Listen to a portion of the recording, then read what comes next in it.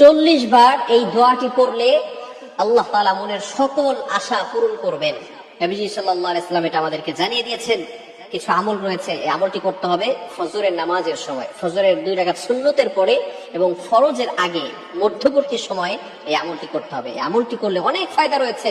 যাদের ডাক আল্লাহ শুনেন না, অনেক বড় পেরেশানির ভিতরে আছেন, মাথায় ঋণের বোঝা, ঋণ পরিশোধ করতে পারেন না, মেয়ের বিয়ে হচ্ছে না, বিভিন্ন টেনশন মাথার ভিতরে, একের পর এক পাত্র এসে মেয়েকে দেখে যাচ্ছে কিন্তু কেউ পছন্দ করছে না, সব কথা ঠিকঠাক, যখনই বিয়ের দিকে অগ্রসর হয় তখনই বলে যে মেয়েকে আমরা পছন্দ করি না, আপনারা অন্য জায়গায় দেখেন।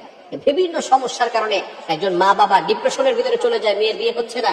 এই সমস্ত সমস্যার কারণে আপনি একটি আমল করতে পারেন, 40 বার এই দোয়াটি পড়বেন। সেটা হচ্ছে আপনি ফজরের নামাজের পরে এবং ফজরের নামাজের সময়, সুন্নতের পরে এবং ফরজের আগে মধ্যবর্তী সময় পড়বেন। এটা হচ্ছে শাইখুল ইসলাম ইবনে তাইমিয়া 28 নম্বর খণ্ড 242 নম্বর পৃষ্ঠায় এই আমলটির কথা নবী সাল্লাল্লাহু আলাইহি ওয়াসাল্লাম আমাদেরকে জানিয়ে দিয়েছেন। সেটা হচ্ছে কি, ইয়া হাইয়ু ইয়া কাইয়ুম লা ইলাহা ইল্লা আনতা বিরহমাতিকা আস্তাগীথ। এই ছোট্ট একটি দোয়া, ইয়া হাইয়ু ইয়া কাইয়ুম।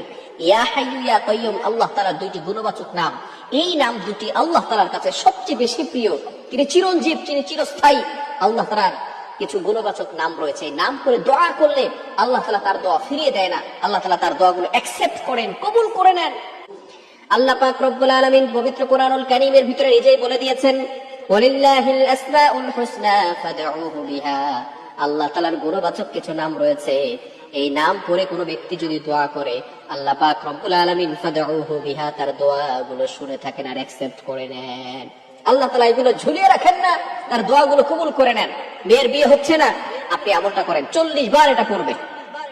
ফজরের নামাজের সময়, সুন্নতের পরে এবং ফরজের আগে মধ্যবর্তী সময় 40 বার পড়ে আল্লাহ তাআলার কাছে দোয়া করেন। এই সময়টা কিন্তু দোয়াও হয়, দোয়া কবুল হয়। আদ-দুআউ লা ইউরাদ্দু বাইনাল আযানি ওয়াল ইকামা।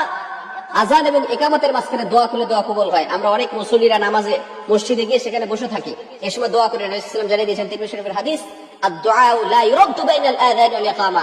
ওই দোয়া ফিরিয়ে দেওয়া হয় না যেই দোয়া আযান এবং ইকামতের মাঝখানে করা হয়। আপনি মসজিদে গেছেন, মসজিদে যাওয়ার পরে আজান হয়ে গেছে, এখন আপনি ইমাম সাহেব আসবেন নামাজের জন্য ওয়েট করছেন, ইকামতের আগে এই মধ্যবর্তী সময়টা দোয়া করলে দোয়া কবুল হবে। এজন্য এই সময় দোয়া করবেন, ফজরের নামাজের সময় এটা 40 বার পরে আল্লাহর কাছে দোয়া করবেন।